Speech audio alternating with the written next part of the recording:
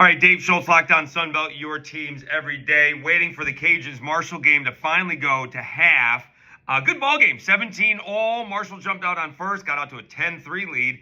Cajuns actually tied it up and took a 17-10 lead, and then decided to play some really soft defense. Marshall went right down and took about a minute 30 seconds to tie the ball game up.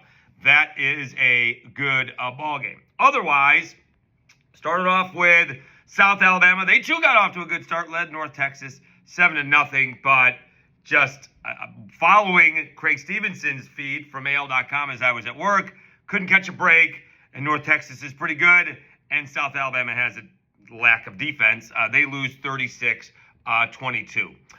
Game going on currently. Southern Miss had a 21-3 lead at half. They now lead 35-11 over Jacksonville State. Southern Miss in full control in that one.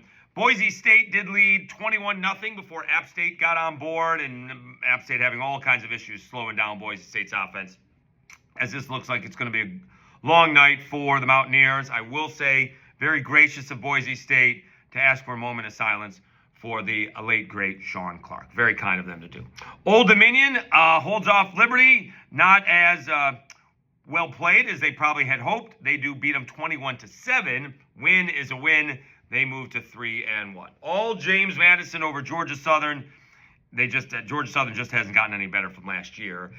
James Madison seems to be, their defense is really good. Alonzo Barnett III didn't have a great ball game. They did a better job of running than passing in that game.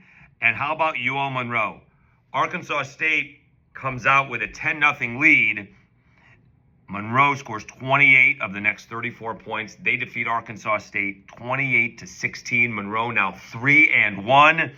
Could they be 5-2 when they play Southern Miss coming up? And that loss would be against Northwestern. All right. Arkansas State, meanwhile, drops to 1-4. I'll say it. I don't think Butch Jones is on the hot seat. It's bad season. Can't say anything about that. But I don't think Butch Jones is going anywhere. People are really quick to do things like that, and I just don't think he's going anywhere. All right, we will have we'll see if we'll stay up this late, but we'll have a full recap on Monday's episode of Locked On Sunbelt, probably a really, really quick recap on Sunday morning as well. Thanks for tuning in. Enjoy the rest of the football, everybody.